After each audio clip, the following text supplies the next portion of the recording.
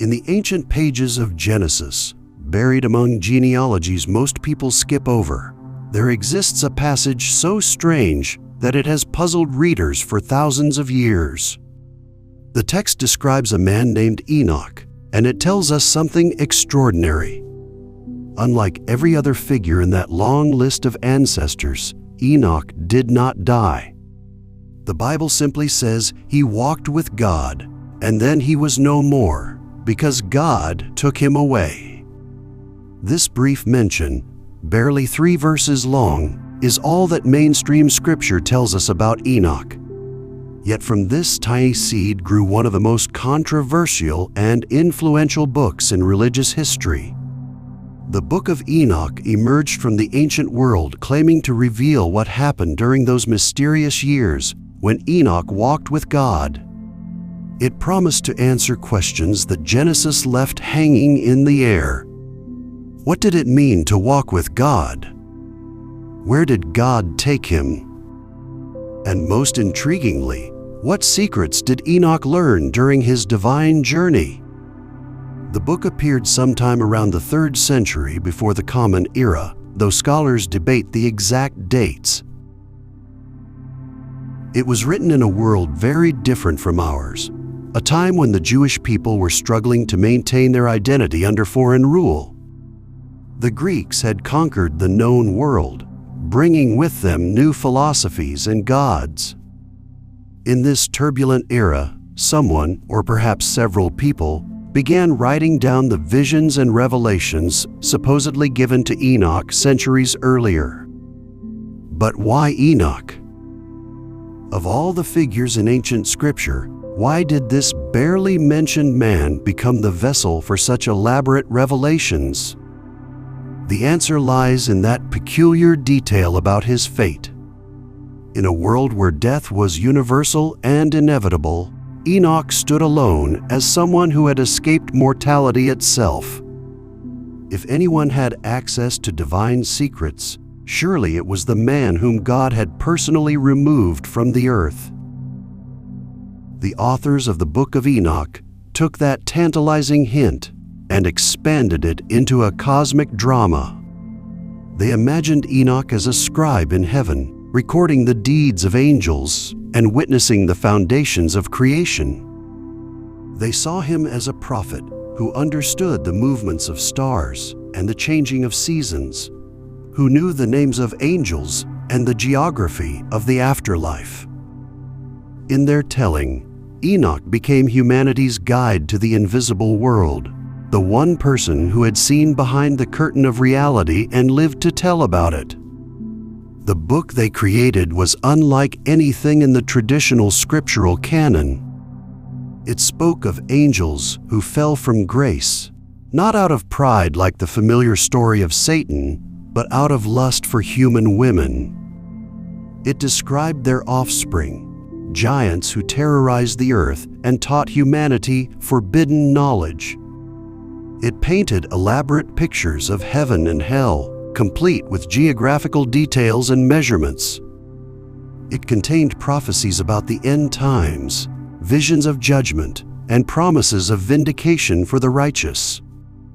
For centuries, this book was treasured by early Christian communities. Church fathers quoted from it as scripture. The Epistle of Jude in the New Testament directly references its prophecies. In Ethiopia, it became part of the official biblical canon, a status it maintains to this day. Yet in most of the Christian world, the Book of Enoch gradually disappeared from view.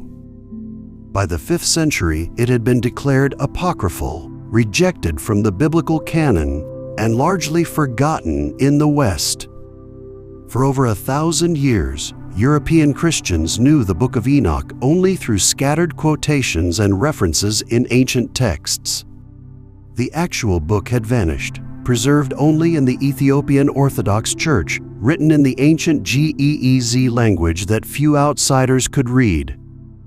It existed as a ghost text, influential in its absence, shaping ideas about angels and demons and the end times even as the source of those ideas remained hidden.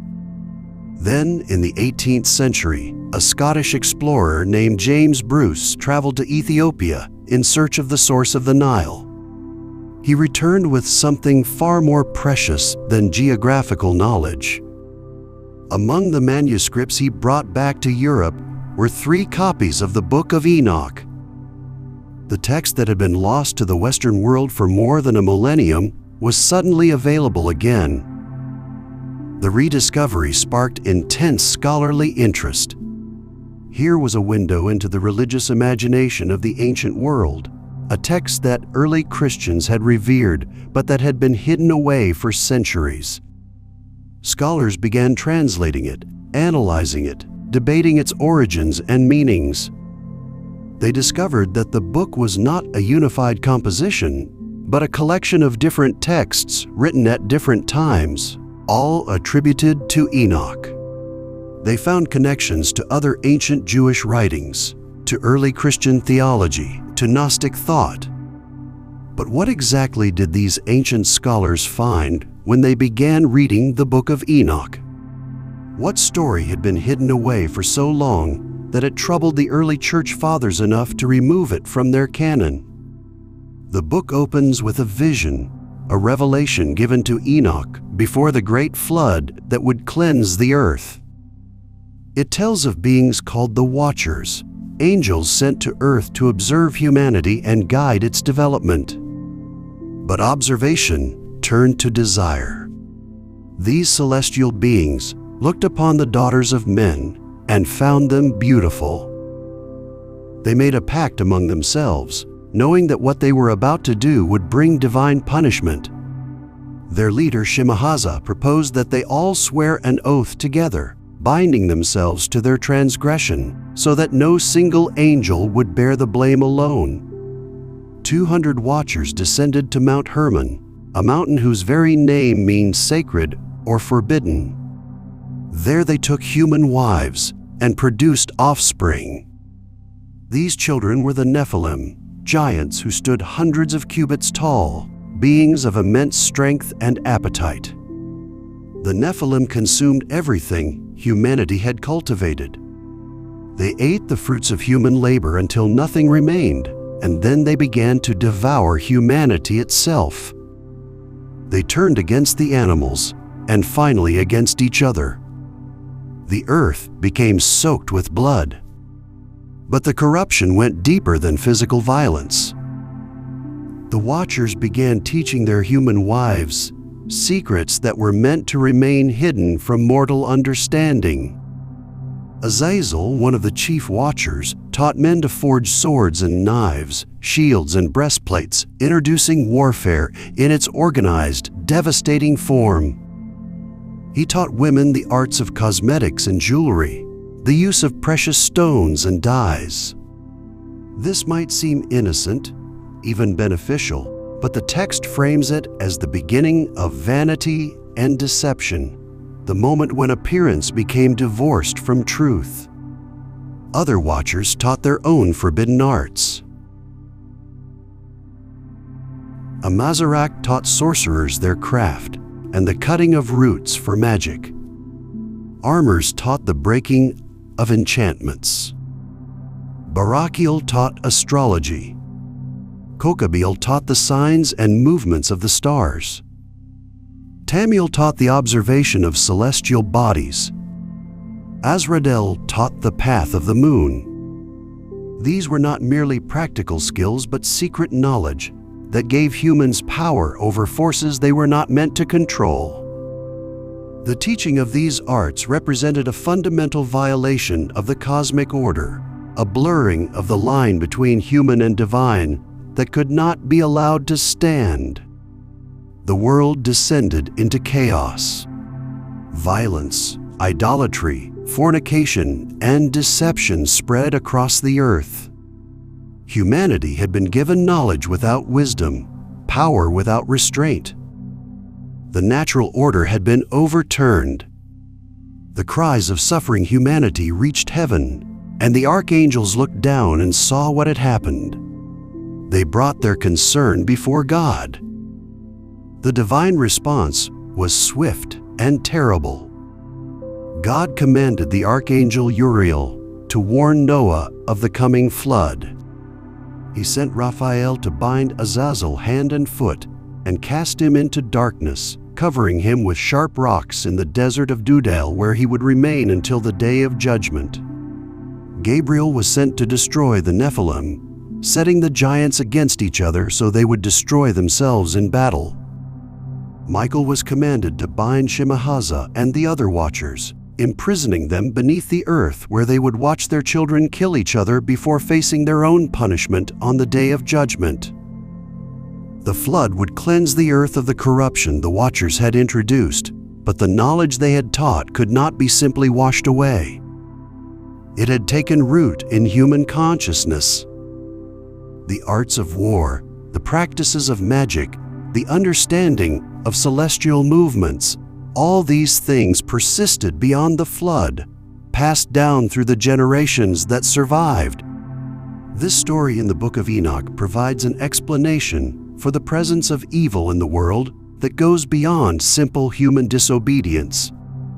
It suggests that humanity was corrupted from outside, that angels themselves introduced the knowledge and practices that led to violence and suffering.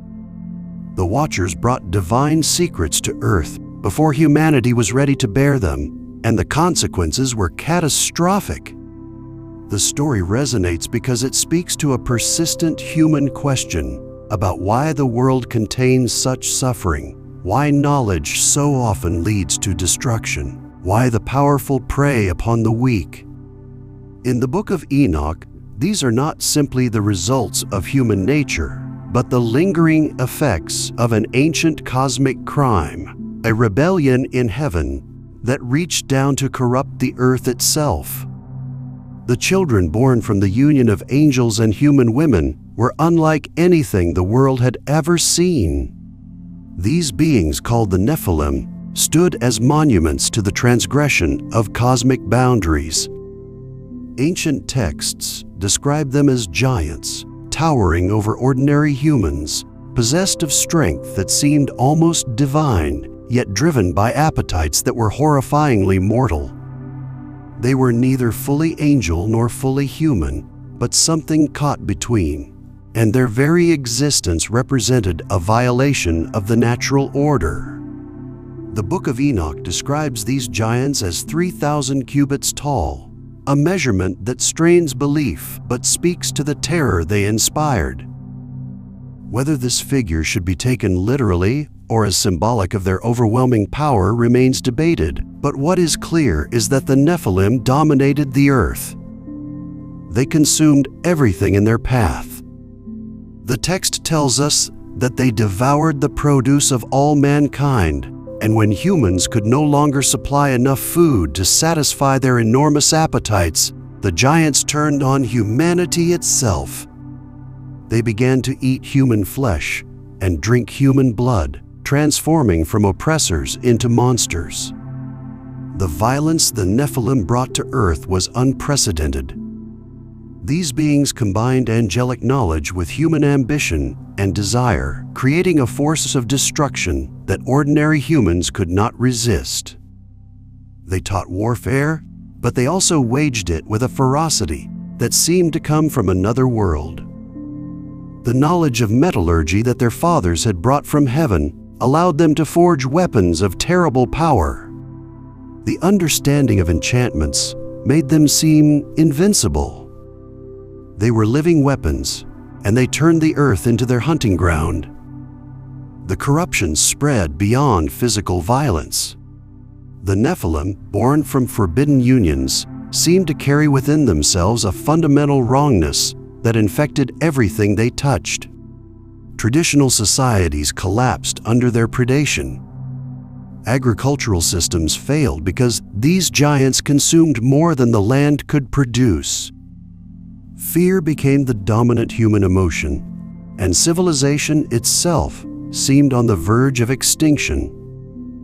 The natural balance that had allowed humanity to thrive was shattered by the presence of these hybrid beings who belonged to neither heaven nor earth.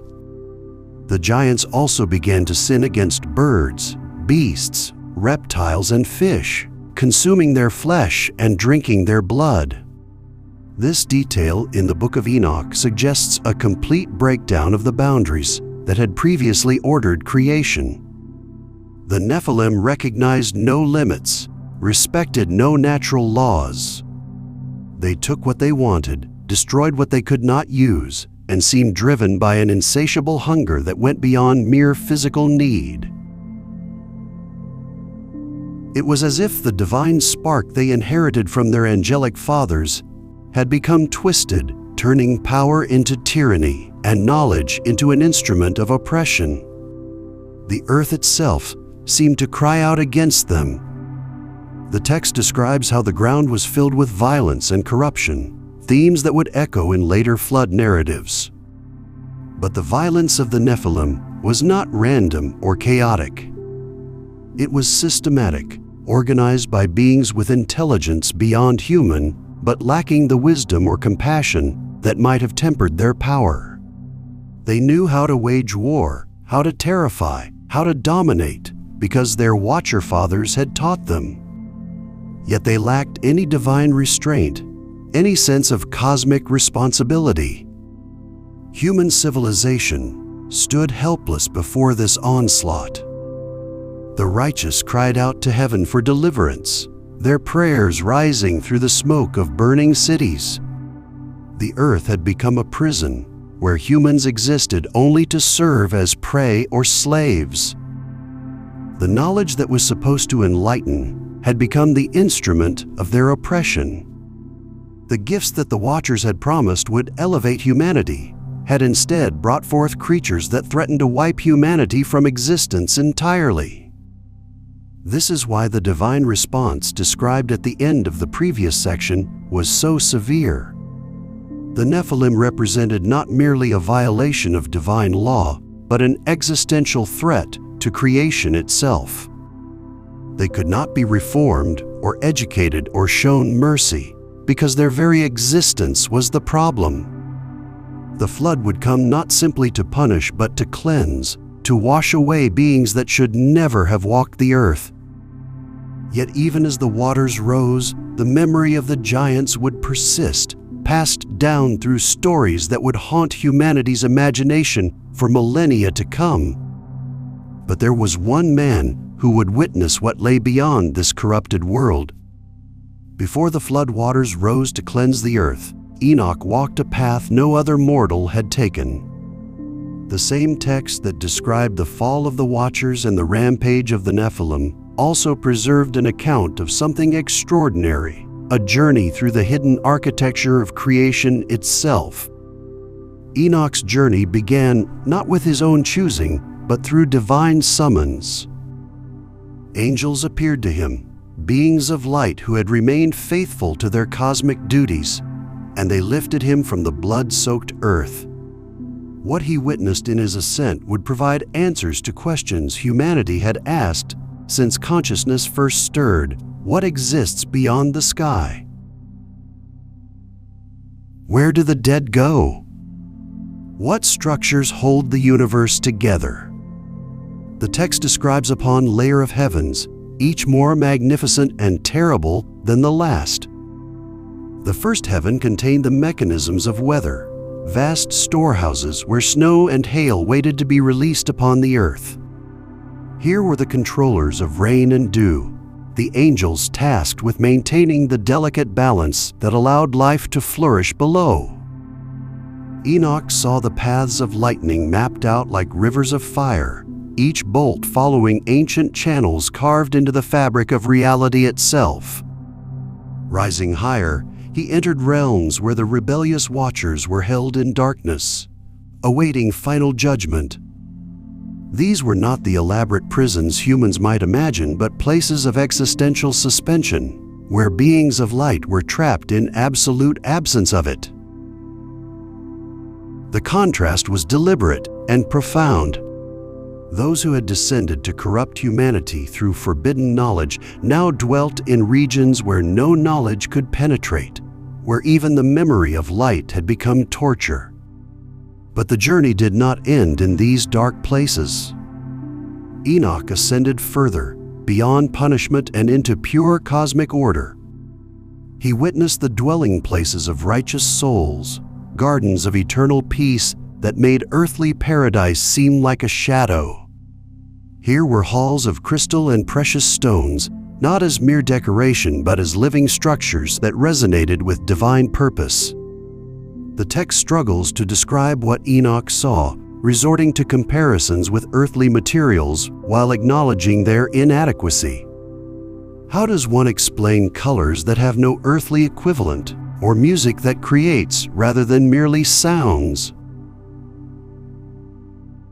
At the center of these celestial realms stood the throne itself, surrounded by beings whose sole purpose was worship and cosmic maintenance. These were the true angels, the ones who had never wavered, whose obedience to divine law was as natural as breathing. They moved through their duties with perfect precision, maintaining the courses of stars, recording the deeds of every living soul, carrying prayers upward and justice downward. The order Enoch witnessed stood in stark contrast to the chaos the Watchers had created below. Through these celestial corridors, past thrones and hierarchies of angels who had remained faithful, Enoch was granted something even more extraordinary than witnessing the present cosmic order. He was shown the future itself, unfolding in visions that revealed the ultimate destiny of creation. The divine throne room became a theater of prophecy, where the end of all things played out before his mortal eyes elevated to immortal sight. The visions came not as vague impressions, but as vivid experiences, as real as any earthly event yet stamped with the quality of inevitability. Enoch saw a day approaching when heaven and earth would no longer remain separate spheres but would intersect in a moment of ultimate reckoning. The corruption introduced by the Watchers, spreading through human civilization like poison through water, would not be allowed to continue indefinitely. A point of resolution was coming, as certain as the rising of stars Enoch had seen charted in the celestial halls.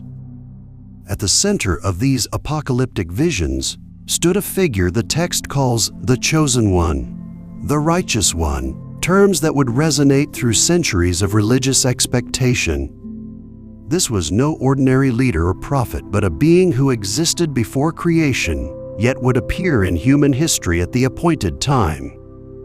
Enoch witnessed him seated on a throne of glory, not as a usurper, but as one whose authority came from the Ancient of Days himself.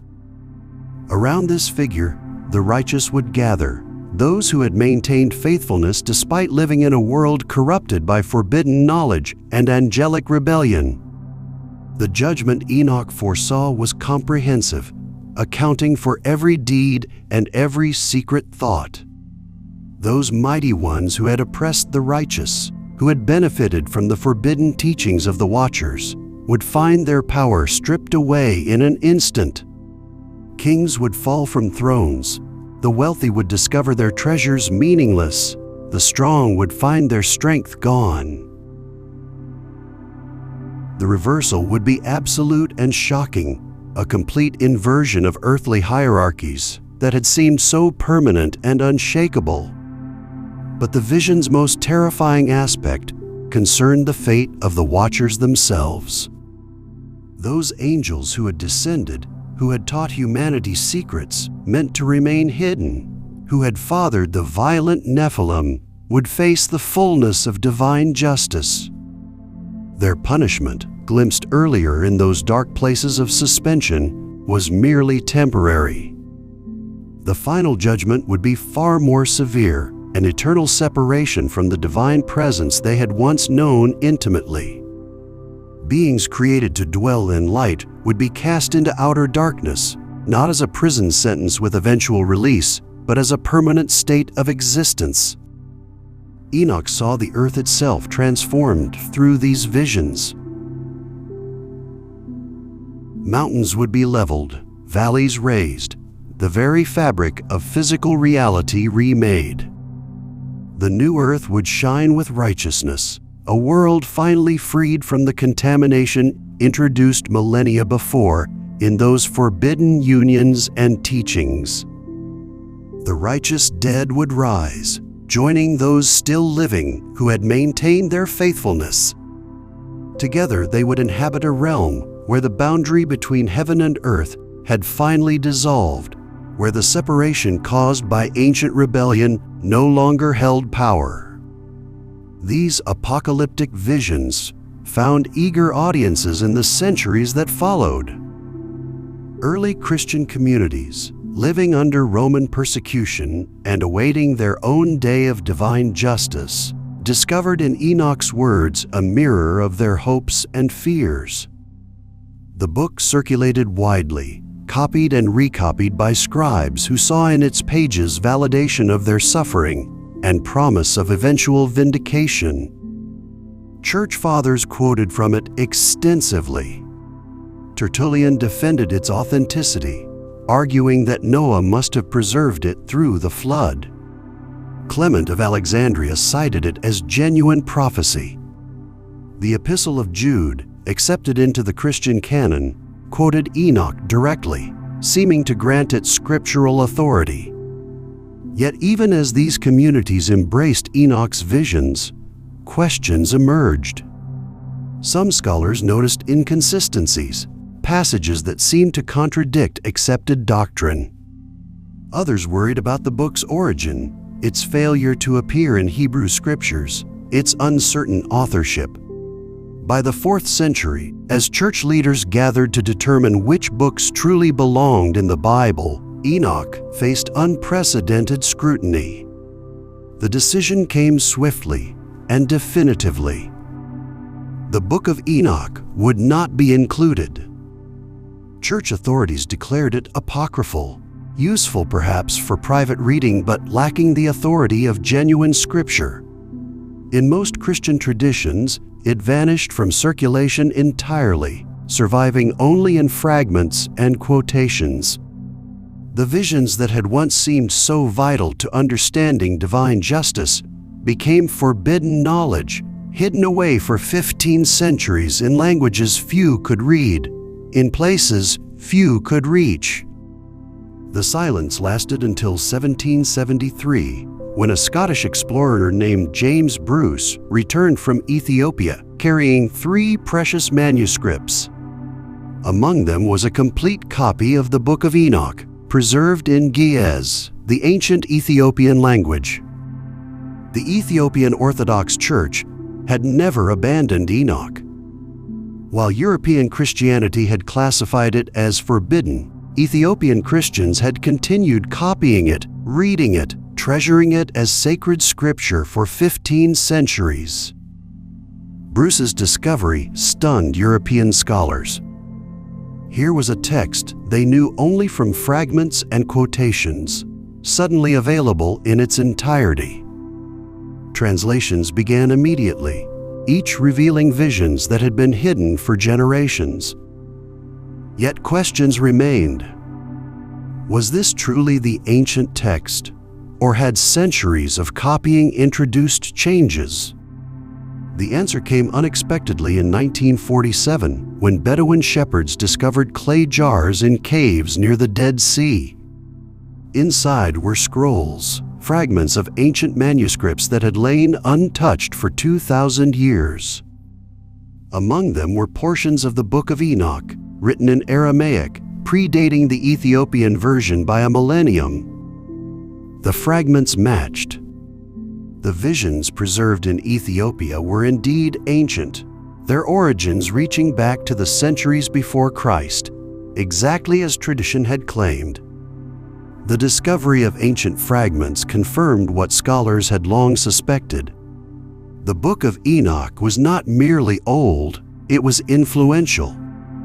Its visions had shaped the spiritual landscape of Judaism in the centuries before Christ, and that influence had not stopped at the boundary between Old and New Testaments. It had flowed forward, leaving traces in the very texts that would become Christian scripture. The most direct evidence appears in a brief letter near the end of the New Testament. the Epistle of Jude. In verse 14, the author writes that Enoch, the seventh from Adam, prophesied about ungodly people, saying the Lord would come with thousands of his holy ones to execute judgment. The words are unmistakable. They are not a loose paraphrase or a general allusion. They are a direct quotation from the book of Enoch, lifted almost word for word from its opening chapter. Jude treats Enoch's words as prophecy, citing them with the same authority he would accord to any recognized scripture. This single verse carried enormous weight in early Christianity. Here was an apostolic text, accepted as divinely inspired, explicitly quoting Enoch as a prophet. For centuries, this citation served as the Book of Enoch's primary defense. When critics questioned its legitimacy, supporters pointed to Jude. If an apostle quoted Enoch, how could the church reject it? The argument seemed irrefutable, yet it was not enough to secure Enoch's place in the biblical canon. The reasons for its eventual exclusion would prove more complex than simple apostolic endorsement could overcome. Jude's letter contains another possible reference to Enoch, though less explicit. Verse 6 mentions angels who did not keep their proper domain, but abandoned their own dwelling, now kept in eternal chains under darkness until the judgment of the great day. The language echoes Enoch's detailed account of the Watchers, those angelic beings who descended to earth, married human women, and were subsequently bound in darkness awaiting final judgment. While Jude does not name Enoch here, the parallel is striking. The imagery, the sequence of events, the emphasis on angels abandoning their heavenly positions all align with Enoch's narrative. The second epistle of Peter reinforces this connection. In chapter 2, Peter describes angels who sinned and were cast into hell, delivered into chains of darkness to be reserved for judgment. Again, the correspondence with Enoch's account is unmistakable. Peter and Jude, writing independently, both drew on imagery and concepts that appear fully developed in the book of Enoch. Whether they quoted directly from the text or from oral traditions derived from it, they clearly knew the story. More importantly, they treated it as true, as a legitimate description of spiritual realities. These citations raised profound questions for early Christian communities. If apostolic writers referenced Enoch with such confidence, what was the book's proper status? The debates began almost immediately. Some church fathers embraced Enoch enthusiastically. Tertullian, writing around the year 200, defended the book vigorously. He argued that Enoch's preservation through the flood, carried forward by Noah, who surely would have known his ancestors' prophecies, guaranteed its authenticity. Tertullian saw no reason to doubt a text that apostles had quoted, and he cited it freely in his own theological arguments. Clement of Alexandria shared this respect. Writing in the late 2nd century, he quoted Enoch as authoritative, treating it as a window into angelic rebellion and divine judgment. Origen, one of the most influential theologians of the early church, also referenced Enoch, though with slightly more caution. He acknowledged that some questioned the book's authenticity, but he still found value in its teachings and cited it when discussing fallen angels and the spiritual realm. Yet opposition grew alongside acceptance. Some church leaders worried about Enoch's elaborate angelology, its detailed descriptions of heavenly hierarchies and angelic functions. These visions went far beyond what canonical scripture revealed, introducing concepts that could easily lead to speculation or heresy. Others questioned the book's origins. If it was truly written by the antediluvian patriarch, why had it disappeared for so long? How had it been preserved through the flood? The answers seemed uncertain, the chain of transmission unclear. The most influential critic was Jerome, the scholar who translated the Bible into Latin in the 4th century. Jerome knew the Book of Enoch and its popularity among some Christians, but he rejected it firmly. He noted that Jude's quotation did not automatically make the entire book canonical. Apostles could reference non-scriptural sources without endorsing them completely. Paul had quoted Greek poets without making their works scripture. Why should Enoch be different? Jerome's translation, the Latin Vulgate, would become the standard Bible for Western Christianity. His decision to exclude Enoch carried enormous weight. Augustine, the towering theological figure of the early church, agreed with Jerome's caution. Writing in the early 5th century, Augustine acknowledged Enoch's antiquity and the tradition surrounding it, but he questioned its reliability.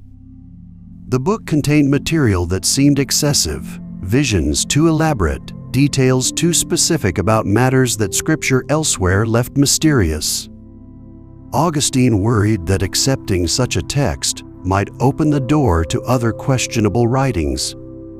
Better to maintain clear boundaries, to preserve a carefully defined canon rather than expand it based on uncertain evidence. These debates reflected deeper tensions in early Christianity.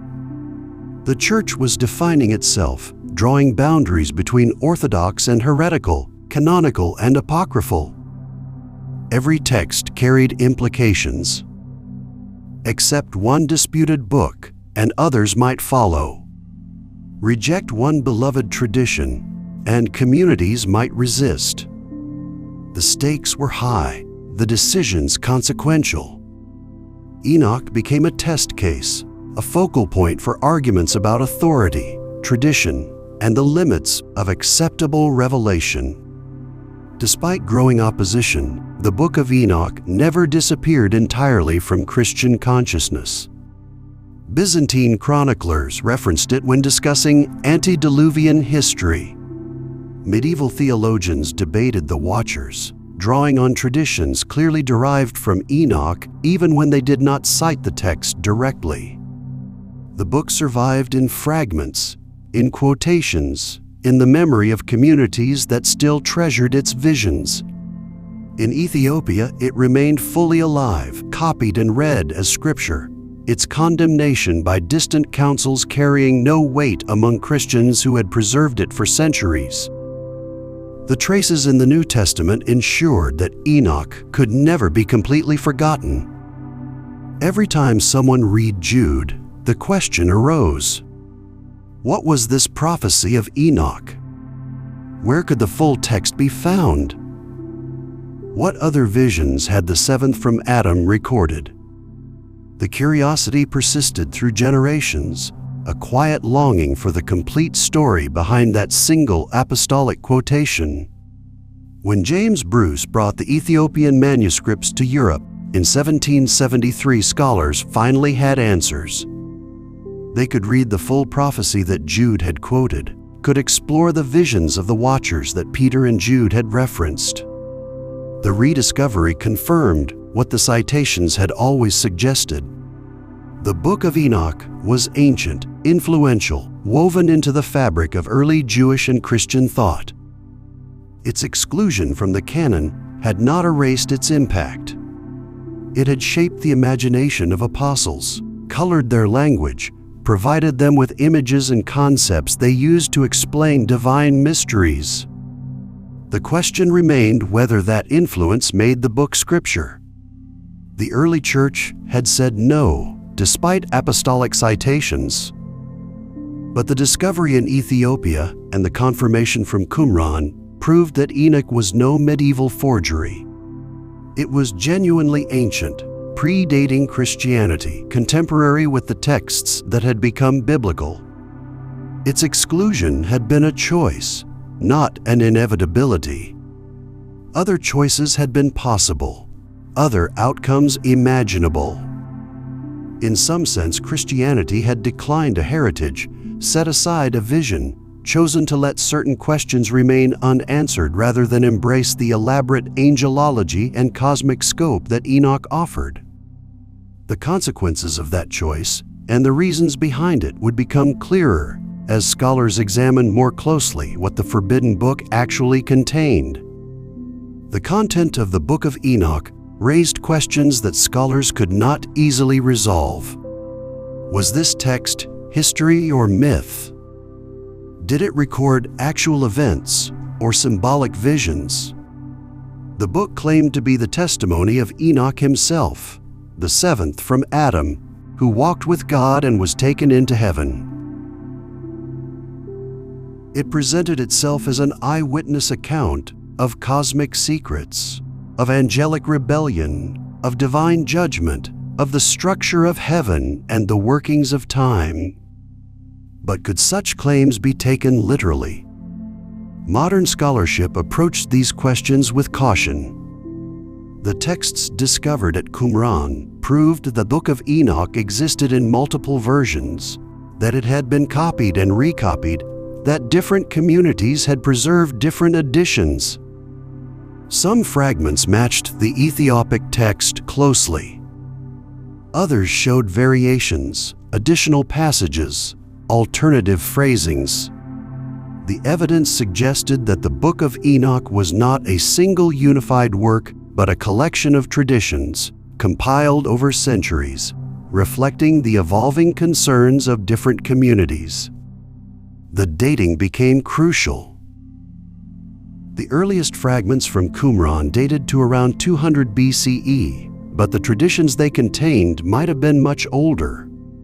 Some scholars argued that portions of the Book of Enoch predated the biblical Book of Daniel, that the apocalyptic visions in Daniel drew on Enochic traditions rather than the reverse. If true, this meant that the elaborate angelology, the cosmic battle between good and evil, the expectation of a coming judgment, all these themes that seemed so central to later Judaism and Christianity might have originated in the circles that produced and preserved the Enoch literature. The historical Enoch remained elusive. The book claimed to record his visions, but no scholar seriously proposed that a man who lived before the flood had written these texts. The attribution to Enoch was itself a literary convention, a way of giving ancient authority to more recent revelations. Pseudepigraphy, the practice of writing under an assumed name, was common in ancient Jewish literature. Books attributed to Moses, Solomon, Isaiah, or other revered figures often contained material composed centuries after those figures had lived.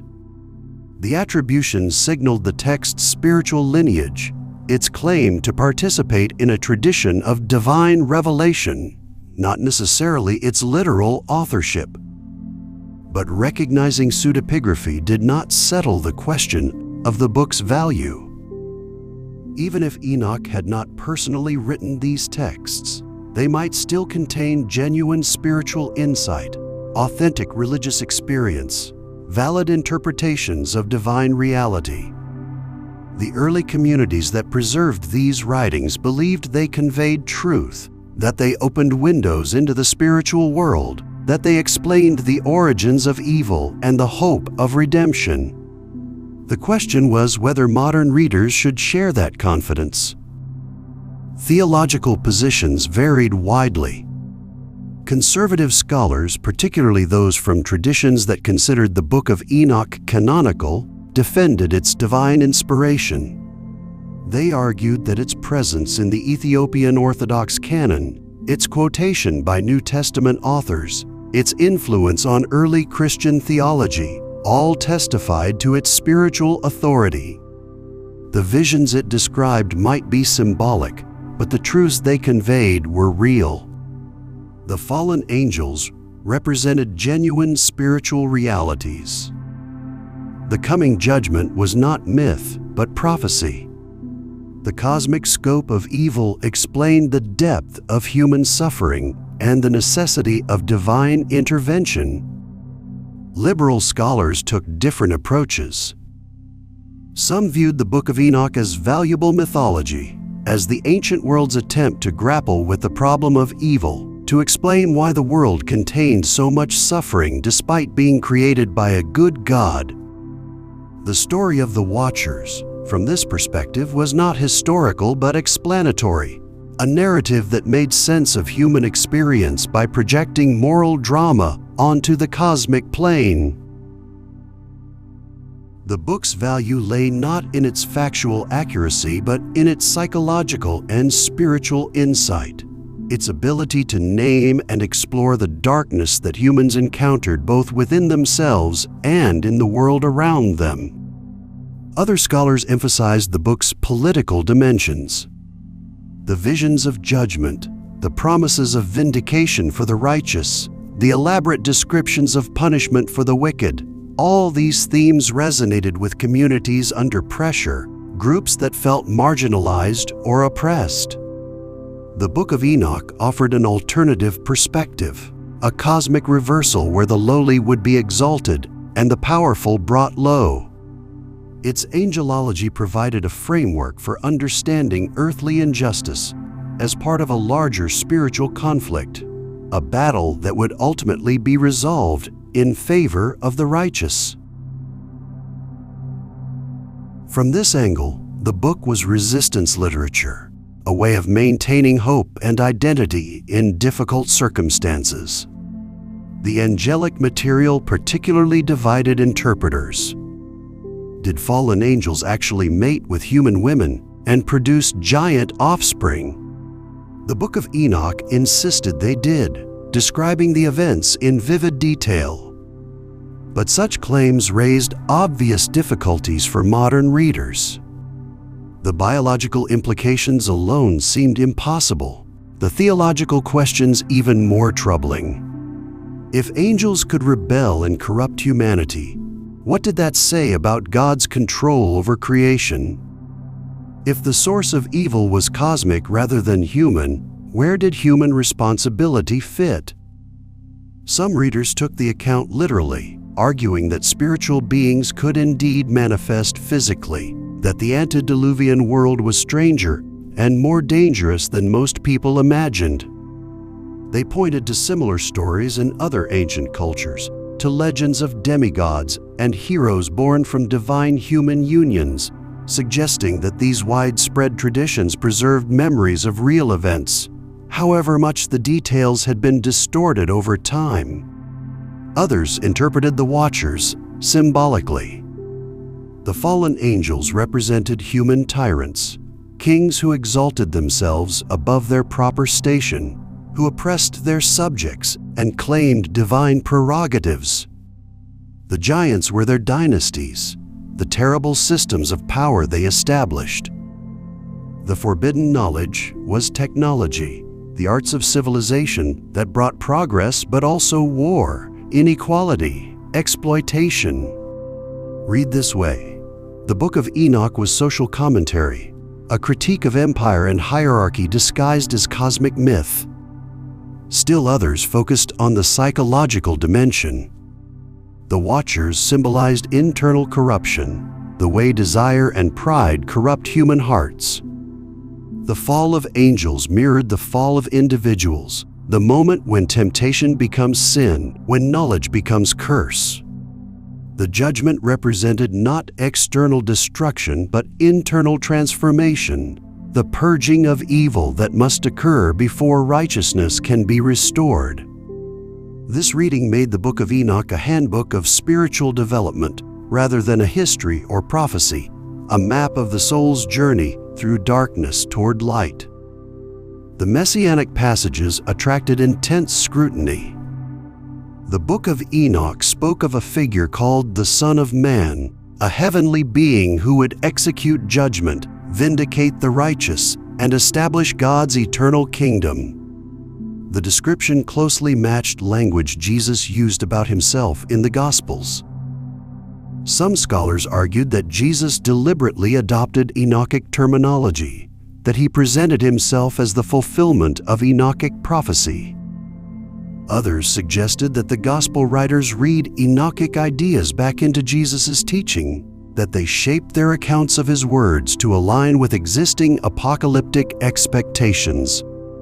The relationship between Enochic messianism and Christian theology remained contested. Did the Book of Enoch anticipate Christ, or did Christian interpretation impose Christ onto Enochic texts? The Ethiopian Orthodox tradition had no doubt. For them, the Son of Man in Enoch was clearly Jesus, the prophecies pointing unmistakably to Christian truths. But scholars from other traditions were less certain, noting that the Enochic Son of Man also resembled other apocalyptic figures, that the concept had roots in older biblical texts like Daniel, that the relationship between these various traditions was complex and multi-directional. The cosmology presented its own problems. The Book of Enoch described multiple heavens, chambers where the righteous and wicked await judgment, storehouses for snow and hail, the movements of celestial bodies, the structure of creation from the highest heaven to the deepest pit. Some details matched ancient Near Eastern cosmology, the three-tiered universe common in biblical texts. Others seemed more elaborate, reflecting Hellenistic influences, the complex astronomical systems that developed in the later Second Temple period. Could such cosmology be reconciled with modern scientific understanding? Conservative interpreters often said yes, arguing that the visions used phenomenological language, describing how things appeared rather than how they actually were, or that spiritual realities should not be judged by physical standards. Liberal scholars generally said no, treating the cosmology as ancient science, interesting for what it revealed about how people once thought but not binding as truth. The legal material also sparked debate. The Book of Enoch contained detailed laws about purity, calendar, and ritual that differed in some respects from Torah. These laws seemed to reflect the practices of particular communities, probably sectarian groups who saw themselves as the true preservers of divine instruction in a corrupted age. The Qumran community, with its solar calendar and strict purity regulations, fit this profile. But whether the Enochic laws represented authentic revelation or merely sectarian preference remained disputed. The question of genre complicated every discussion. Was the Book of Enoch apocalypse, wisdom literature, testament, or some hybrid? It contained elements of each. The visions of cosmic judgment were clearly apocalyptic. The moral instructions resembled wisdom texts. The frame narrative, with Enoch addressing his descendants, followed the testament form. But the combination was unique, the result unlike any single biblical genre. This mixed character made interpretation difficult, raising questions about which portions should be read literally and which symbolically, which claims were central and which peripheral. Historical context helped, but did not resolve the ambiguity. Scholars could place the book's composition in the Second Temple period, could identify connections to known events and movements, could trace the development of its themes through Jewish and Christian tradition. But understanding when and why the book was written did not automatically determine what truth, if any, it contained. A text could be historically situated and still spiritually authoritative, just as a text could be ancient and still fundamentally mistaken. The canonical question remained most troubling. Why had the Book of Enoch been excluded from most Christian Bibles if it was genuinely valuable? The Ethiopian Church's decision to include it proved that exclusion was not inevitable, that different evaluation was possible. But the broader Christian rejection suggested serious concerns, doubts that the book's content warranted scriptural status despite its antiquity and influence. The early church's reasoning could be reconstructed. The book's angelology seemed excessive, its cosmology too elaborate, its portrayal of salvation too focused on esoteric knowledge rather than faith. The canonical texts emphasized God's sovereignty, humanity's responsibility, the hope of redemption through divine grace. The Book of Enoch, while touching on these themes, emphasized different aspects. Knowledge mattered. Secrets needed to be revealed. Understanding the cosmic conflict was essential for righteousness. This emphasis felt Gnostic to later readers, suggestive of the heresies the Church would spend centuries combating. But heresy was in the eye of the beholder. What seemed orthodox to one community appeared dangerous to another. The lines between acceptable and unacceptable belief were never entirely clear, always subject to negotiation and revision. The Book of Enoch fell on the wrong side of those lines for most Christians, but the boundaries might have been drawn differently. The text's survival in Ethiopia demonstrated that alternative Christian traditions were possible, that the book could be read as supporting rather than undermining Orthodox faith. Modern ecumenical dialogue brought fresh perspectives. Protestant, Catholic, and Orthodox scholars increasingly recognized that their traditions had preserved different but complementary insights, that the diversity of early Christianity was richer and more complex than any single tradition had acknowledged. In this context, the Ethiopian canon became not an aberration, but a valuable witness to roads not taken, to interpretive possibilities that the broader Church had declined to explore. The Book of Enoch's continuing influence, even outside the canon, testified to its enduring power. Artists drew on its imagery, writers borrowed its themes, theologians referenced its concepts. Paradise Lost depended heavily on Enochic tradition for its portrayal of Satan and the fallen angels. Modern fantasy literature, from Tolkien to contemporary urban fantasy, echoed Enochic themes of cosmic conflict, hidden knowledge, the corruption of the powerful. The book had become part of Western cultural imagination, shaping how people visualized spiritual reality, even when they had never read the original text. This cultural presence raised new questions. Could a text be true in some sense without being scriptural? Could it convey genuine insight into spiritual realities while remaining outside the boundaries of authoritative revelation? The Book of Enoch seemed to occupy this ambiguous space, valuable without being binding, influential without being canonical, true in some senses while questionable in others. The scholarly debate showed no signs of resolution. Each new discovery, each fresh analysis, each innovative interpretation added layers of complexity rather than clarity. The book refused to be simply categorized, resisted being definitively judged. It remained what it had always been, a text on the margins, powerful but problematic, ancient but not quite acceptable, speaking truths that made many readers profoundly uncomfortable. Whether that discomfort reflected the book's errors or the reader's limitations remained an open question, one that each generation would have to answer for itself. The question that echoed through centuries of debate about the Book of Enoch perhaps missed something fundamental. The text had survived precisely because it refused to fit neatly into established categories. Its marginal status, its questionable authority, its troubling themes had not diminished its power but somehow enhanced it. The book spoke to something in human experience that canonical texts, for all their authority, could not fully address. Western culture had absorbed the Book of Enoch's influence through countless channels, often without recognizing the source.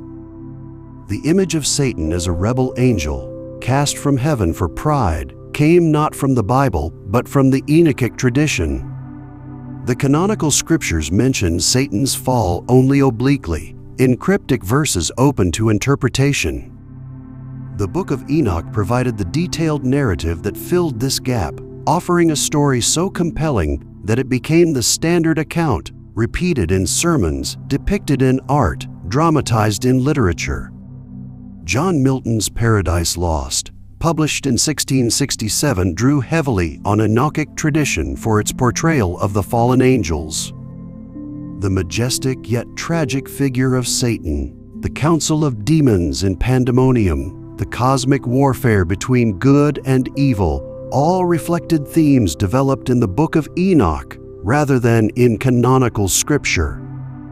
Milton had access to the Ethiopian version through scholarly channels, but even without direct reading, the Enochic tradition had so permeated Christian culture that it shaped his imagination. The influence extended beyond literature into visual arts. Medieval and Renaissance artists depicting the Last Judgment, the torments of hell, or the rebellion of angels drew on imagery that ultimately traced back to Enochic sources. Hieronymus Bosch's nightmare visions of demonic creatures, Michelangelo's powerful rendering of judgment in the Sistine Chapel, countless lesser works, all reflected a cosmology more detailed than the canonical texts provided. The Book of Enoch had supplied the imaginative framework that artists needed to visualize spiritual realities. Music, too, felt the text's impact. Handel's Messiah, Bach's cantatas, countless hymns and liturgical compositions drew on theological concepts that had roots in Enochic tradition. The notion of Christ's descent into hell to liberate the righteous dead, a theme in medieval mystery plays and later musical settings, developed from ideas present in the Book of Enoch. The text had shaped not just what Christians believed, but how they expressed those beliefs in artistic form. The influence ran deeper than individual artworks or compositions. The Book of Enoch had contributed to the fundamental way Western culture imagined the spiritual realm. The idea of heaven as a place with multiple levels, each more glorious than the last, came from Enochic cosmology. The image of hell as a place of varied punishments suited to different sins, popularized by Dante's Inferno, reflected Enochic traditions about the compartmentalization of Gehenna. The concept of demons as specialists in particular temptations or vices drew on Enochic lists of the fallen watchers and their specific corruptions. Even secular literature showed the text's fingerprints. Gothic novels of the 18th and 19th centuries, with their themes of forbidden knowledge, supernatural beings masquerading as humans, and ancient evils awakening in the modern world, echoed Enochic motifs. Mary Shelley's Frankenstein, with its theme of human ambition leading to monstrous creation, paralleled the Watcher's teaching of forbidden arts. Bram Stoker's Dracula, an immortal being with supernatural powers preying on humanity, reflected the Enochic theme of corrupt spiritual entities corrupting human society. The 20th century saw an explosion of interest in ancient texts and alternative religious perspectives. The Book of Enoch found new audiences among people dissatisfied with conventional religious answers. New Age movements embraced the text's themes of hidden wisdom and cosmic consciousness. UFO enthusiasts reinterpreted the Watchers as ancient astronauts, their supernatural technology mistaken for divine power. Conspiracy theorists saw in the book evidence of suppressed knowledge, hidden by authorities who feared its revelations. These interpretations often strayed far from the text's original context and meaning. The ancient Jewish scribes who composed the Book of Enoch would hardly have recognized their work in modern alien theories or New Age philosophies. Yet this very malleability, this capacity to generate new interpretations across vastly different cultural contexts, testified to something powerful in the text.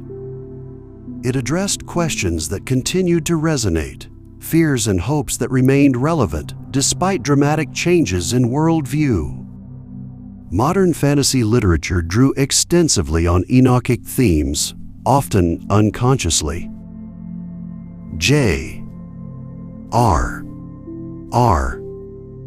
Tolkien's Middle-earth, with its ages of the world, its fallen angelic beings, its theme of great powers corrupted by pride, echoed the Book of Enoch's cosmology. C.S. Lewis's space trilogy explicitly engaged with Enochic ideas, reimagining the Watchers as bent Eldila, powerful spiritual beings corrupted and exiled. Contemporary urban fantasy, with its hidden supernatural worlds existing alongside modern cities, its complex angelic and demonic hierarchies, its themes of ancient conflicts continuing into the present, all drew from wells that the Book of Enoch had helped dig. The entertainment industry found the text equally valuable. Television series and films featuring angels and demons, apocalyptic scenarios, ancient prophecies, and hidden histories regularly borrowed Enochic elements. The prophecy film series, Constantine, Supernatural, Lucifer, and countless other productions drew on the detailed angelology and demonology that the Book of Enoch had helped develop. The text provided a rich mythology that writers could mine for stories, even when they had never read the original source. Academic interest in the Book of Enoch had meanwhile reached unprecedented levels. The discovery of the Dead Sea Scrolls had demonstrated the text's importance in Second Temple Judaism, forcing scholars to reconsider long-held assumptions about early Jewish and Christian thought. Universities offered courses on apocalyptic literature, with the Book of Enoch as a central text. Scholarly conferences devoted entire sessions to debating its origins, influences, and theological significance. The text proved valuable for understanding the development of ideas that became central to Christianity. The concepts of resurrection, final judgment, messianic expectation, and cosmic dualism all appeared in developed form in the Book of Enoch before being incorporated into Christian theology. Scholars could trace how these ideas evolved from earlier biblical hints into the complex systems present in the New Testament period. The Book of Enoch provided crucial evidence for this intellectual and spiritual development. Jewish scholars too found new appreciation for the text. After centuries of viewing it primarily as a Christian document or an embarrassing relic of apocalyptic excess, modern Jewish academics recognized its importance for understanding Second Temple Judaism. The book reflected Jewish thought in a period of tremendous creativity and diversity, before the destruction of the temple forced a consolidation around rabbinic authority. It showed that ancient Judaism had been far more varied than later orthodoxies suggested. The Ethiopian Orthodox Church's preservation of the text received new recognition. For centuries dismissed as a provincial oddity, the Ethiopian tradition now appeared prescient. While European churches had abandoned the book, dismissing its authority, Ethiopian Christians had recognized its spiritual and historical value.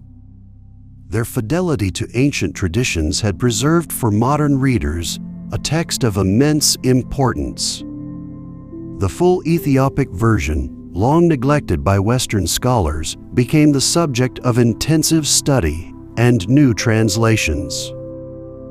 The Coptic and Greek fragments, carefully preserved in the dry sands of Egypt, provided windows into early versions of the text.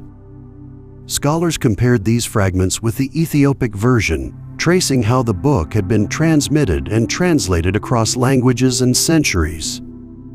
The Aramaic fragments from Qumran pushed the evidence even earlier, showing that the core of the book existed before the Christian era. Each discovery added pieces to the puzzle of the text's history and development. Modern translations of the Book of Enoch proliferated, each reflecting different scholarly perspectives and intended audiences. Academic translations prioritized literal accuracy, presenting the text in all its strangeness and difficulty. Popular versions aimed for readability, smoothing rough patches and explaining obscure references. Some translations attempted to restore what they imagined as the original Aramaic or Hebrew behind the surviving versions, though this involved considerable speculation. Others focused on the Ethiopic text as the only complete version, accepting its authority, even when individual readings seemed problematic. The question of how to read the Book of Enoch productively occupied scholars and spiritual seekers alike. Taking it as literal history led to absurdities, treating ancient cosmology as if it were scientific description. Dismissing it entirely as primitive mythology seemed equally mistaken, ignoring the genuine insights and profound questions the text raised.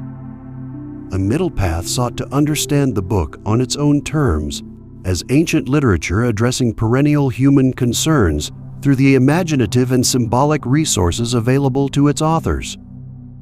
Read this way. The Book of Enoch became a window into how ancient people grappled with fundamental questions. Why does evil exist if divine beings are supposed to be good? How can humans maintain moral purity in a world full of corruption and temptation? What happens after death to the righteous and the wicked? Will justice ultimately prevail despite current appearances? These questions remained as relevant in the modern world as in ancient Palestine. The Book of Enoch offered one set of answers, shaped by its cultural context but addressing universal concerns. The text's treatment of fallen angels raised questions about power and corruption that resonated across time. The Watchers fell because they desired what they should not have and used their superior knowledge to exploit those weaker than themselves. This pattern repeated throughout human history. Those with power and knowledge frequently abused their advantages, corrupting themselves while harming others. The Book of Enoch's insistence that such corruption would face divine judgment offered hope that injustice was not the final word. The book's emphasis on hidden knowledge, on secrets revealed to the wise while remaining concealed from the foolish, addressed the human hunger for understanding. Why do bad things happen to good people? What is the ultimate purpose of existence? What lies beyond death? The Book of Enoch claimed that answers to these questions existed, preserved in ancient wisdom, and destined for revelation at the end of days. Whether one believed this literally or took it as metaphor, the text affirmed that life had meaning, that suffering had purpose, that the apparent chaos of existence concealed a deeper order. The apocalyptic visions, with their dramatic imagery of cosmic conflict and divine judgment, spoke to the human need for justice. The Book of Enoch promised that wrongs would be righted, that the powerful would face accountability, that victims would receive vindication.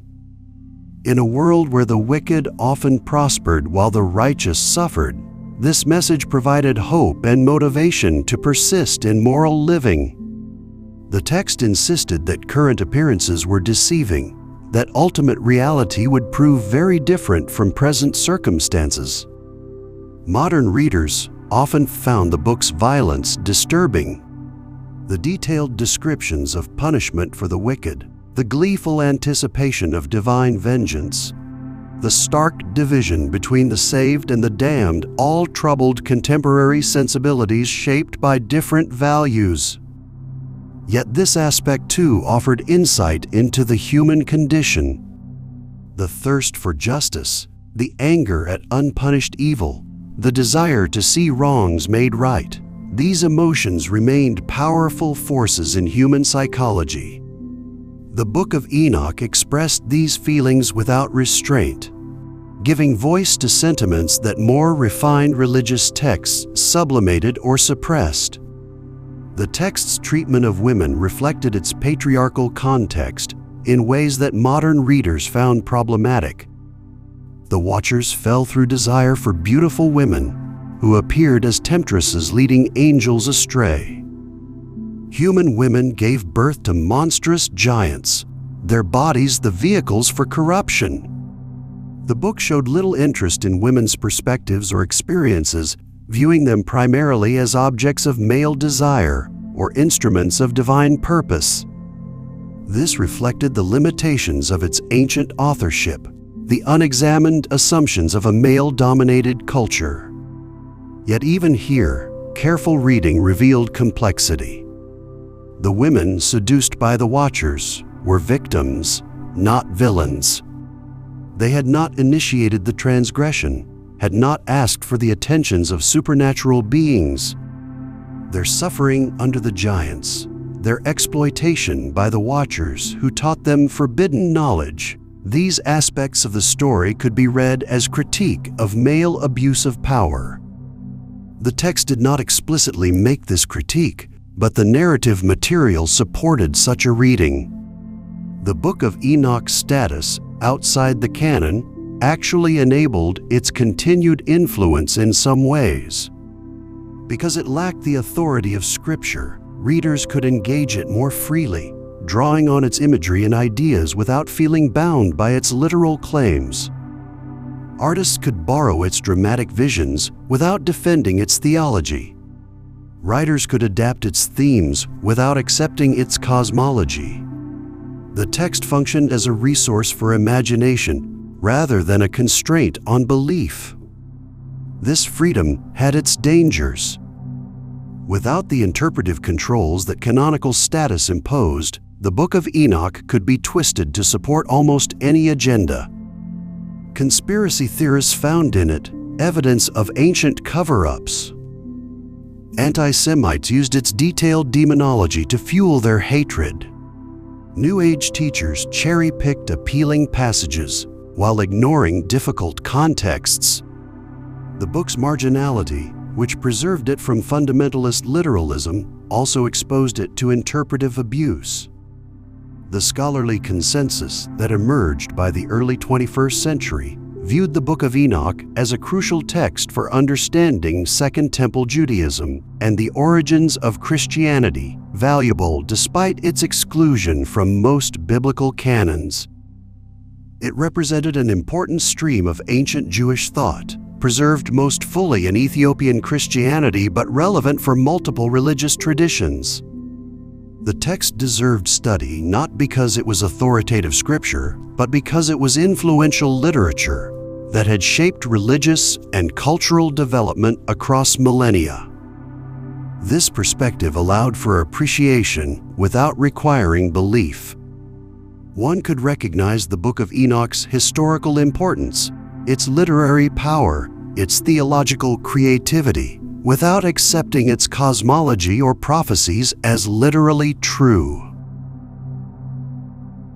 The text stood as a monument to ancient religious imagination, an artifact of how earlier generations wrestled with ultimate questions. Its value lay not in providing definitive answers, but in modeling the process of serious engagement with mystery.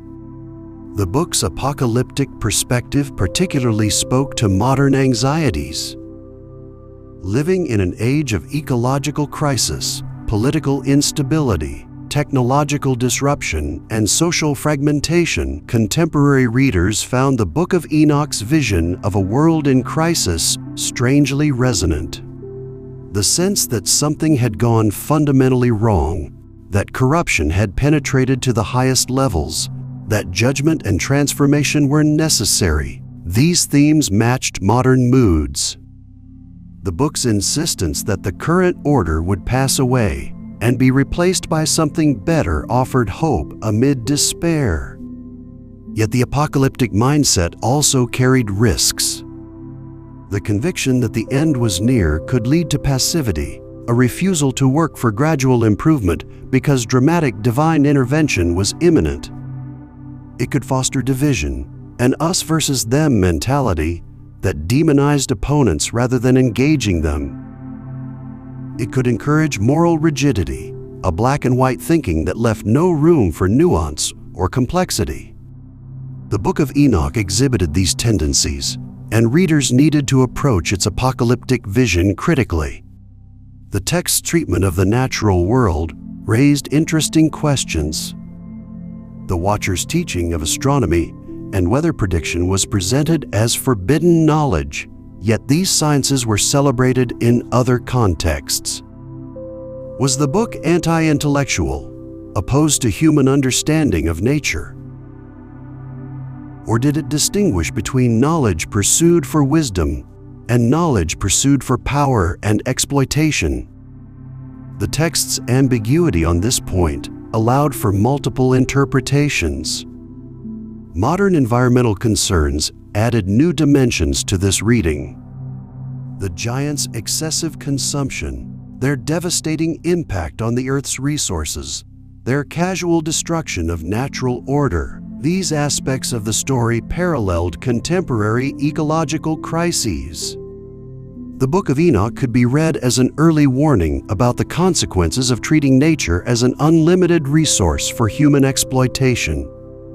The divine judgment that destroyed the giants appeared in this reading as the natural consequence of unsustainable practices, a mythological anticipation of ecological collapse.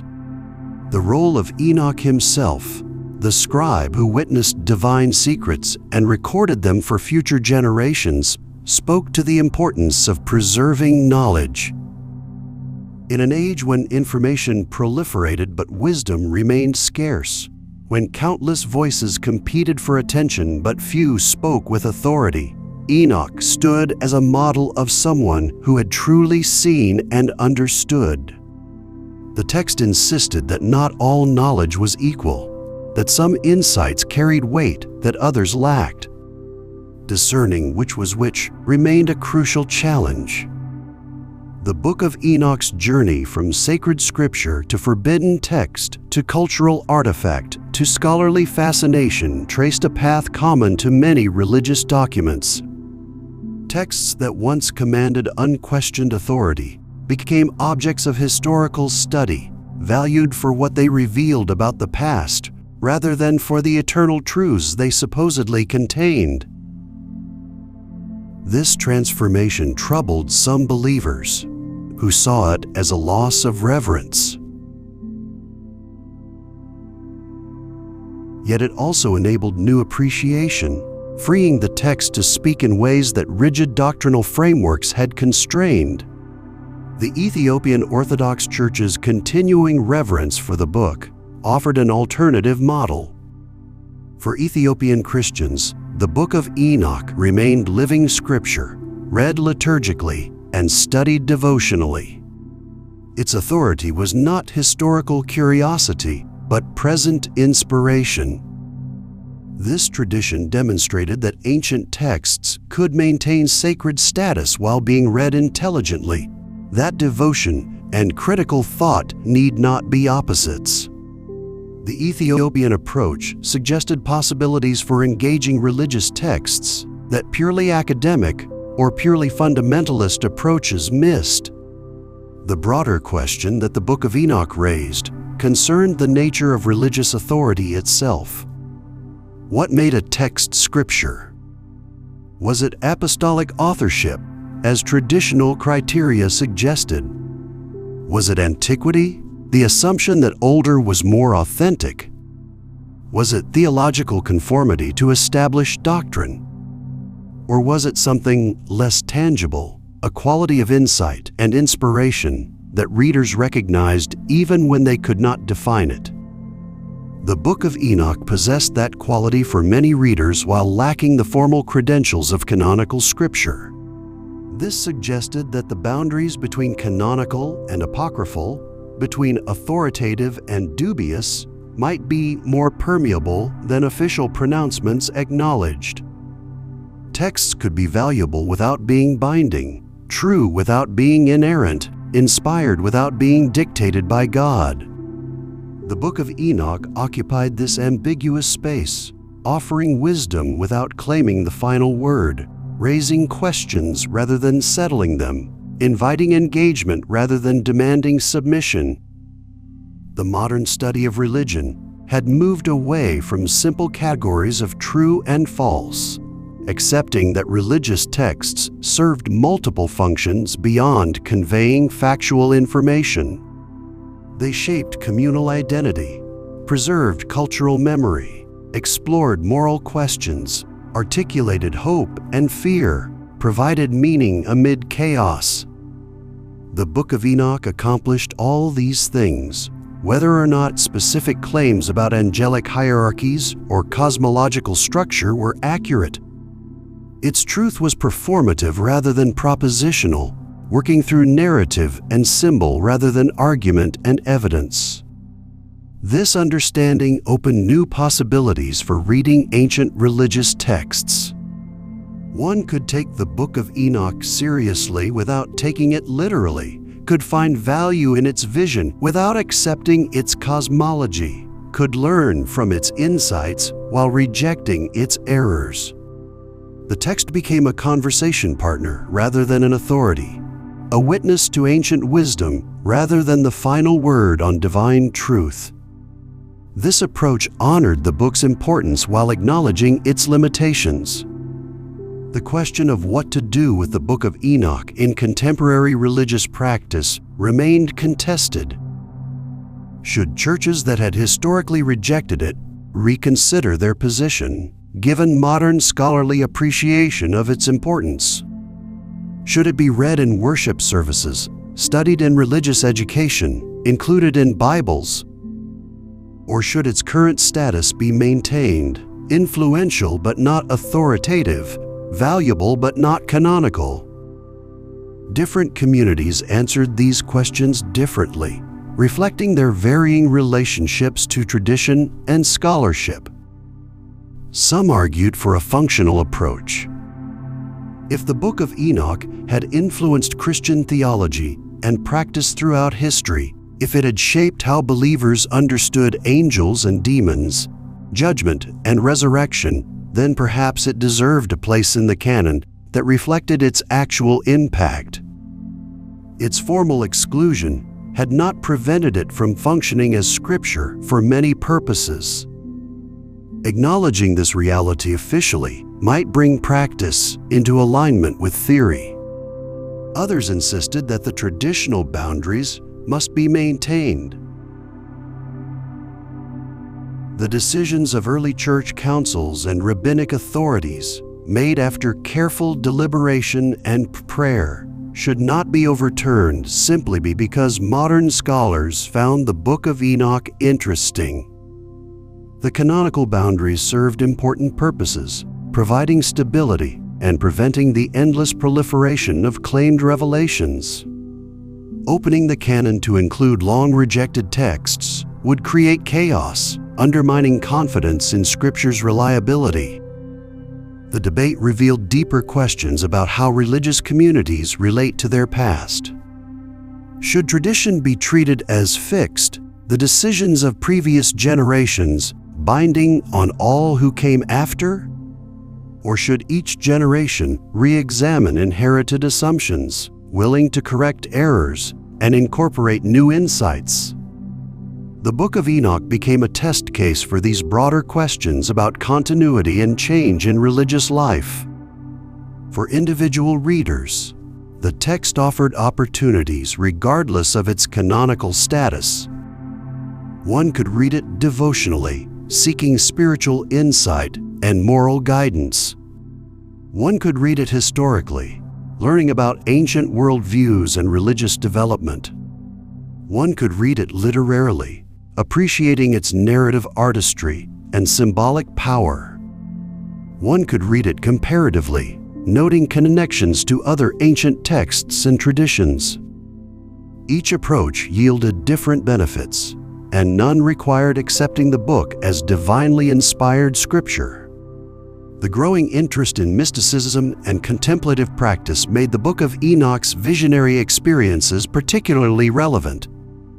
Modern seekers drawn to meditation, prayer, and spiritual disciplines found in Enoch's heavenly journeys a model of mystical ascent. The text's detailed descriptions of angelic worship and cosmic order provided material for contemplation. Its emphasis on righteousness as preparation for spiritual vision resonated with mystical traditions that linked moral purity to spiritual insight. The Enochic literature's influence on Jewish mysticism had been profound, shaping Kabbalistic cosmology and practice. The ascent through heavenly palaces, the visions of God's throne, the encounters with angelic beings, themes central to medieval Kabbalah, all traced back through various channels to the traditions preserved in the Book of Enoch. Modern students of Kabbalah found that understanding Enochic tradition illuminated later developments, revealing continuities that centuries of transmission had obscured. Christian mystical traditions too showed Enochic influence, though often unacknowledged. The medieval mystics who described their visions of heaven, the contemplatives who spoke of ascending through stages of prayer toward union with God, the visionaries who claimed angelic visitations, all worked within imaginative frameworks shaped partly by Enochic tradition. The book had provided language and imagery for describing experiences that transcended ordinary categories. The question of whether mystical experiences validated the Book of Enoch, or whether the book shaped how people interpreted such experiences, remained difficult to answer. Did Enoch genuinely witness heavenly realities, providing an accurate account that later mystics confirmed through their own experiences? Or did the book create a template that conditioned how people understood and described mystical states? Both explanations had advocates, and the truth likely involved elements of each. Modern psychology offered another lens for understanding the text. Carl Jung's concept of archetypes suggested that the Book of Enoch tapped into universal patterns in the human psyche. The fallen watchers might represent the shadow side of consciousness, the destructive potential that accompanied human creativity and knowledge. The giants could symbolize the monstrous consequences when unconscious drives dominated conscious intention. Enoch's ascent might map the journey of individuation, the integration of conscious and unconscious elements into a whole self. This psychological reading did not require believing in the literal existence of angels or demons. The Book of Enoch became valuable as a map of interior spiritual territory rather than as a description of external supernatural reality. Its truth was psychological rather than cosmological, revealing structures of human consciousness rather than facts about heavenly hierarchies. Many modern readers found this approach allowed them to appreciate the text without abandoning their scientific worldview. Yet others insisted that reducing the Book of Enoch to psychology missed something essential. The text claimed to describe objective spiritual realities, not subjective psychological states. Explaining away its supernatural elements as projections or symbols domesticated its radical claims, making it safe for modern consumption while stripping it of its power. The book demanded to be taken seriously on its own terms, or not at all. Comfortable interpretations that removed its scandal and strangeness might say more about interpreters' limitations than about the text itself. This tension between making the Book of Enoch accessible to modern readers and preserving its ancient foreignness posed a constant challenge. Translations that smoothed difficult passages and explained obscure references made the text readable, but perhaps falsified it, imposing contemporary sensibilities on an ancient document. Versions that preserved all its roughness and obscurity remained more faithful, but risked losing readers who lacked the background to understand what they were reading. Both approaches had value, serving different purposes for different audiences. The digital age brought new opportunities for engaging the Book of Enoch. Complete texts became available online, often in multiple translations and languages. Scholarly articles and commentaries that once required access to specialized libraries could be downloaded instantly. Discussion forums allowed readers worldwide to share interpretations and ask questions. Digital tools enabled comparison of different versions, analysis of vocabulary and themes, creation of concordances and indexes that previous generations could only dream of. These resources democratized access to the text in unprecedented ways. No longer was the Book of Enoch the province of specialists or the property of particular religious communities. Anyone with internet access could read it, study it, form opinions about it. This wider availability generated new interest, new interpretations, new controversies. The ancient text found new life in an age it could never have imagined. Yet digital access also brought challenges.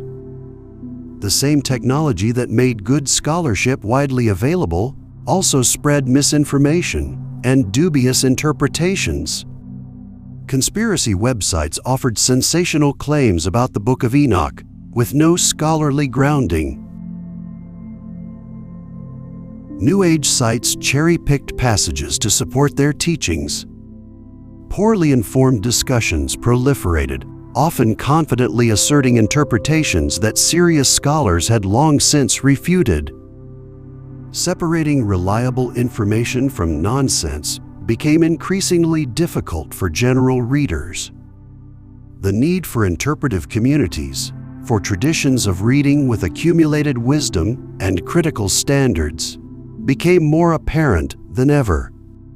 Individual readers approaching the Book of Enoch in isolation, armed only with online resources of uncertain quality, often found themselves confused or misled. Scholarly commentary, even when critical of traditional interpretations, provided necessary context and caution. Religious communities offered frameworks for integrating the text's insights into broader patterns of belief and practice.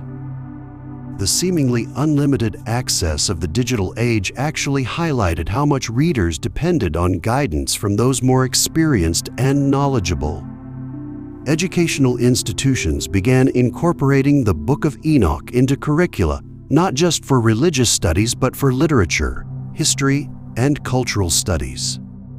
The text offered rich material for teaching about apocalyptic worldviews, the development of theological concepts, the processes of canon formation, and the complex relationship between religion and culture.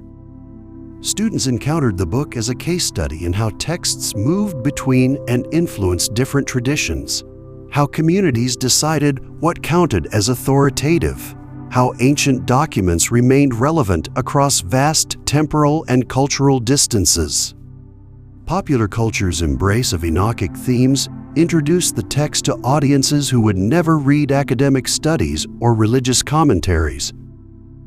When a television show featured fallen angels corrupting humanity, when a movie depicted apocalyptic judgment, when a novel explored themes of forbidden knowledge and cosmic warfare, viewers and readers encountered ideas rooted in the Book of Enoch, even if they did not recognize the source. This cultural presence kept the text alive in contemporary imagination, ensuring its continued relevance. The question of relevance itself deserved examination. What did it mean for an ancient apocalyptic text to be relevant in the modern world? Not that its specific predictions would come true, surely. The Book of Enoch had expected divine judgment and cosmic transformation within the lifetime of its original readers.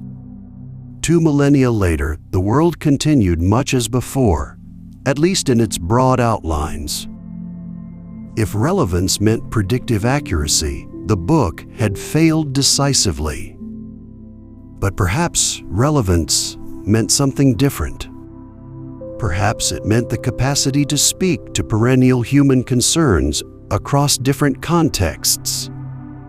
Perhaps it meant providing language and imagery for experiences that remained constant despite surface changes. Perhaps it meant raising questions that each generation had to answer anew. By these measures, the Book of Enoch remained intensely relevant. It addressed the persistence of evil, the hunger for justice, the possibility of hope amid suffering, the search for meaning in an often meaningless-seeming world. These concerns had not disappeared with ancient cosmology. The book's treatment of institutional corruption spoke powerfully to modern experience. The Watchers fell precisely because they occupied positions of power and knowledge, which they then abused for selfish purposes. They taught forbidden arts not to enlighten humanity, but to exploit human weakness. They corrupted human society while presenting themselves as benefactors and teachers. This pattern repeated constantly in modern contexts, from political leaders who betrayed public trust to religious figures who abused their spiritual authority to business executives who devastated communities in pursuit of profit. The Book of Enoch insisted that such corruption would face judgment, that the powerful would be held accountable, that their victims would receive vindication.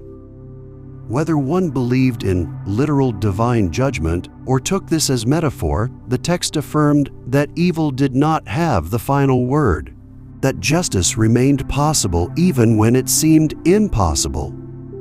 This message provided comfort and motivation for those struggling against seemingly invincible systems of oppression and exploitation. The text's emphasis on moral choice and its consequences resonated with contemporary concerns about personal and collective responsibility. The Watchers chose to rebel. The giants chose to terrorize humanity. Enoch chose righteousness.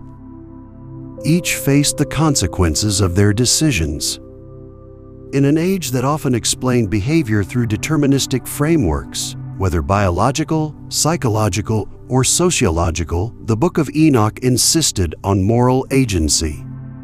People made choices that mattered, that shaped their destinies and affected others.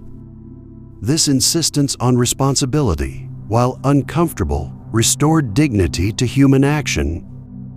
The book's apocalyptic expectation of imminent transformation required reinterpretation for modern readers. The end had not come as the text anticipated, at least not in its predicted form. Yet the apocalyptic perspective itself, the conviction that the current order was temporary and inadequate, that something radically better was both possible and necessary, retained its power. Social movements working for justice, activists demanding change, visionaries imagining alternative futures, all shared something of the apocalyptic sensibility even without its theological framework. The Book of Enoch had articulated an attitude toward history that transcended its specific predictions. Environmental movements found surprising resources in the text. The giants' devastation of the earth, their excessive consumption and casual destruction, anticipated modern ecological crises. The divine judgment that destroyed this unsustainable system could be read as a mythological anticipation of natural limits asserting themselves. The Book of Enoch insisted that humans could not exploit the earth indefinitely without consequences, that cosmic justice included ecological justice. This reading gave ancient authority to contemporary environmental concerns. The text's complex angelology, once dismissed as primitive superstition, gained new relevance in an age fascinated by unseen forces and hidden influences. Whether one literalized the angels and demons or treated them as symbols for social, psychological, or spiritual realities, the Book of Enoch offered a rich vocabulary for discussing powers that shaped human life without being fully visible or comprehensible. Corporate structures, technological systems, ideological frameworks, these modern powers operated much as the text described spiritual forces, invisible yet influential, beyond individual control yet affecting everyone.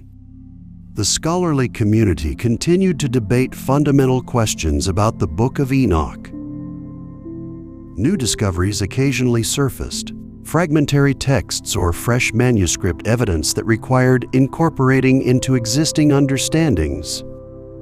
Theories about the book's composition, its relationship to other ancient literature, its influence on later traditions, all remained subject to revision as new evidence and arguments emerged.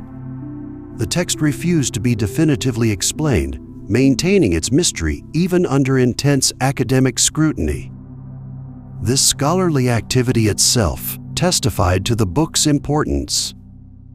Researchers devoted careers to studying the text, mastering ancient languages and obscure manuscripts, publishing detailed analyses of particular passages or themes. Universities funded positions specifically for scholars of apocalyptic literature, recognizing the Book of Enoch's centrality to this field. Academic presses published monographs and edited collections devoted entirely to Enochic studies. This institutional investment demonstrated that whatever its canonical status, the text commanded serious intellectual attention. Religious communities continued their own engagement with the book, often independent of scholarly consensus. Ethiopian Orthodox faithful read it liturgically, finding in its visions confirmation of their faith. Some evangelical Christians embraced it as suppressed truth, evidence that mainstream churches had hidden important revelations. New religious movements incorporated it into syncretic theologies that blended Christian, Jewish, and esoteric traditions. Each community found in the text what it sought, confirming existing beliefs or challenging established authorities as needed. This multiplicity of readings raised questions about whether the Book of Enoch had a single correct interpretation or whether its meaning was inherently plural.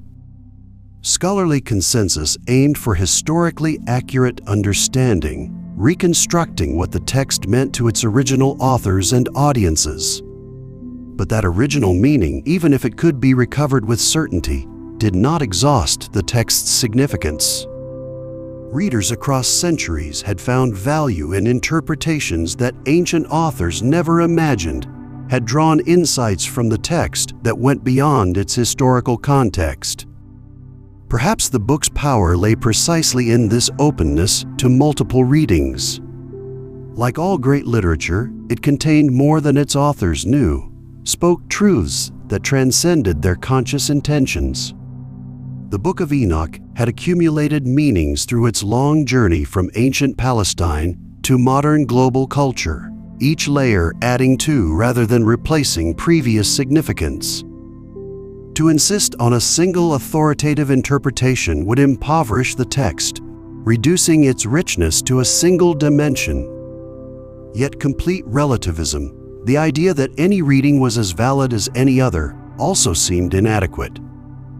Some interpretations fit the text better than others, honored its language and structure more faithfully, connected more coherently with its historical and literary context.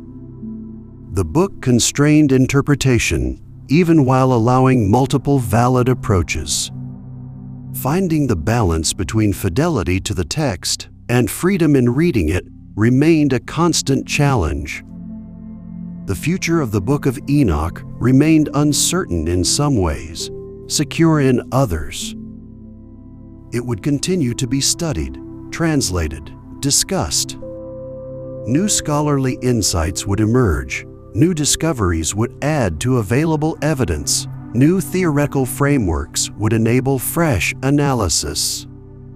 The text's importance for understanding ancient Judaism and early Christianity seemed permanently established, barring dramatic reversals in scholarly consensus. Its role in religious communities would likely remain divided. The Ethiopian Orthodox Church would continue to revere it as scripture, their ancient tradition showing no signs of change. Other communities would maintain their exclusion of the text from canonical status while acknowledging its historical and theological significance. Marginal groups would continue to embrace it as suppressed truth, evidence of conspiracy or special revelation. No single relationship to the book would become universal.